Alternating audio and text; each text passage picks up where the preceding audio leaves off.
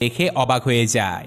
কিন্তু জর্ডান এখন তার একজন আন্টির বাড়িতে ছিল বলে সেই আন্টি তাকে রাতের বেলা মোবাইল ইউজ করতে নিষেধ করে দেয় এবং তার কাছ থেকে মোবাইলটা নিজের কাছে রেখে দেয়।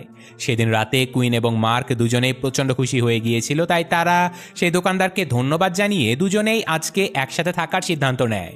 তারা বাড়িতে এসে একসাথে ঘুমানোর আগে নিজেদের অতীত সম্পর্কে গল্প করতে থাকে, যেখানে কুইন বলে যে ছোটবেলায় আমার সাথে একটা দুর্ঘটনা ঘটেছিল। আমি একদিন বাড়ি থেকে বেরিয়ে গিয়েছিলাম আর আমার মা আমাকে খুঁজতে বেরোলে একজন মাতাল ড্রাইভারের গাড়ির নিচে পড়ে আমার মায়ের মৃত্যু হয়ে যায়। এই কথা শুনে মার্কো তাকে জানায় যে হ্যাঁ, ছোটবেলাতেও তার ছোট ভাই মাইকেল যখন অসুস্থ ছিল তখন তার বাবা মা মাইকেলকে খেলার জন্য একটা ছোট্ট রোবোটিক্স ডাইনোসর উপহার দিয়েছিল, যেটা দেখে মার্ক প্রচণ্ড অভিমান করেছিল কারণ তার বাবা মা তার জন্য কিছুই আনেনি। তাই সেদিন রাতে মার্ক তার ভাইয়ের কাছ থেকে সেই খেলনা ডাইনোসরটা চুরি করে ফেলে আর ডাইনোসর হারিয়ে বাচ্চা মাইকেল কান্না করতে করতে অসুস্থ অবস্থাতেই মারা যায়। তো যাই হোক, এইসব গল্প স্বল্প করে তারা দুজনেই ঘুমিয়ে পড়ে, কিন্তু ঠিক মধ্যরাতে তাদের ঘরের লাইটটা বন্ধ হয়ে যায় আর তখনই কুইন খেয়াল করে যে দরজার বাহিরে কেউ একজন হাঁটাচলা করছে। সে কিছু বুঝে ওঠার আগে একজন রাক্ষস তাকে জড়িয়ে ধরে আর তখনই বাইরে থেকে মার্ক এসে এ যাত্রায় কুইনকে বাঁচিয়ে নেয়। কিন্তু সাথে সাথে তাদের মোবাইলে নোটিফিকেশন চলে আসে আর তারা দেখতে পায় যে সেই কাউন্টডাউন ঘড়িটা আবারও আগের পর্যায়ে চলে গেছে।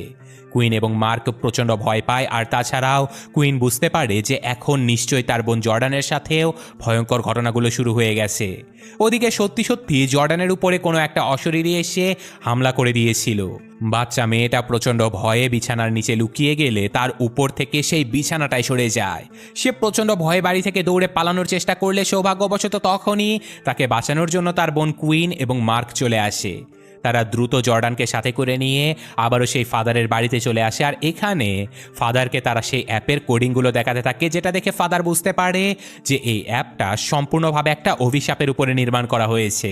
আসলে যারা তাদের ভাগ্য পরিবর্তন করে মৃত্যুকে পেছানোর চেষ্টা করে তাদের উপরে এই অভিশাপ পড়ে যায়, তবে সৌভাগ্যবশত অভিশাপকে ভঙ্গ করা যায়। যেহেতু শয়তান হলো মিথ্যার জনক, তাই কোনোভাবে যদি শয়তানকে মিথ্যা প্রমাণ করা যায় তাহলে এই অভিশাপটা ভেঙে যাবে। অর্থাৎ সেই ঘড়ির সময় শেষ হবার আগেই যদি কেউ মারা যায় তাহলে এই অভিশাপটা ভাঙা সম্ভব।